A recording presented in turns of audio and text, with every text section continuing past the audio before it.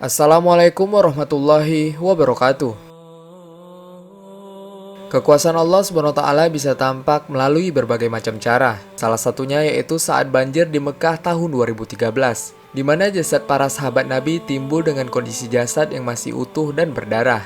Saat banjir surut, darah para syuhada tersebut masih mengalir harum, namun sudah tidak dapat dikenali lagi. Yang masih dapat dikenali jasadnya hanya dua saja, yaitu Sayyidina Hamzah radhiyallahu anhu yang memiliki luka di dadanya, dengan tangan yang masih menekuk luka akibat terkena tombak dan masih mengeluarkan darah, serta badannya yang tinggi besar. Jasad Sayyidina Hamzah masih utuh kondisinya, walaupun sudah 1000 tahun yang lalu. Dan yang satu lagi adalah jasad Abdullah bin Jas radhiyallahu anhu, karena diketahui telinga dan hidungnya terpotong akibat diikat benang. Kedua jasad inilah yang sekarang nisannya ada di Uhud. Jika kita berziarah ke Gunung Uhud, hanya ada 2 nisan saja.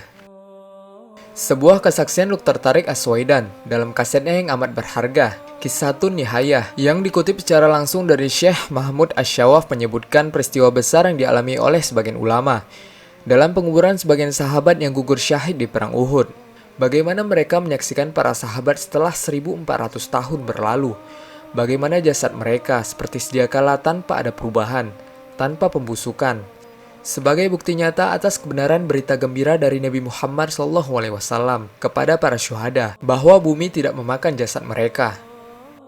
Dalam sebuah rekaman pembicaraan, Dr. Tariq As-Suwaidan juga mengatakan, Syekh Mahmud Asy-Syawaf telah menyampaikan kepada kami bahwa dia adalah salah seorang yang diundang daripada kalangan ulama besar untuk pemakaman semula para sahabat yang gugur syahid di perang Uhud di komplek kuburan syuhada Uhud, yaitu sebuah kawasan pekuburan yang terkenal. Karena dilanda banjir, maka sebagian jasadnya timbul ke permukaan. Para ulama diundang untuk menguburkan kembali para sahabat tersebut. Ia berkata, "Di antara orang yang aku kuburkan adalah Hamzah radhiyallahu anhu.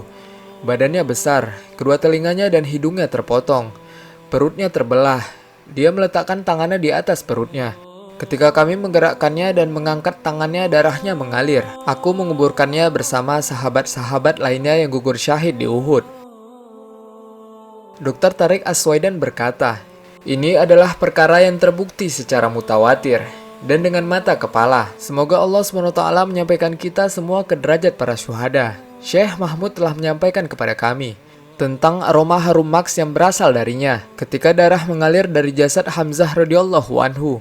Jika seperti itu kemuliaan jasadnya yang terpendam di perut bumi yang tak seorang pun mampu melihatnya, lalu bagaimanakah dengan kemuliaannya di surga yang luasnya seluas langit dan bumi? Jabir bin Abdullah pernah bercerita, menjelang perang Uhud, ayahku memanggilku pada malam hari. Ia berkata, "Aku merasa akan menjadi orang yang paling pertama gugur di antara para sahabat Nabi Shallallahu Alaihi Wasallam. Sungguh, aku tidak meninggalkan sesuatu pun yang lebih kusayangi selain engkau di samping Nabi Muhammad Shallallahu Alaihi Wasallam. Sesungguhnya aku memiliki hutang, maka lunasilah dan bersikap baiklah kepada saudara-saudara perempuanmu."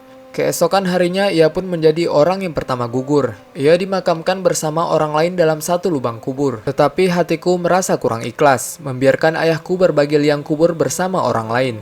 6 bulan kemudian aku membongkar makamnya dan mengeluarkannya. Jasadnya masih tetap utuh sama seperti pertama kali aku menguburkannya. Hadis riwayat Bukhari dan Fathul Bari.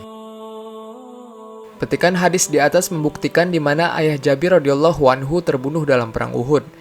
Dan ketika 6 bulan kemudian makamnya dibongkar, maka jasadnya tetap utuh.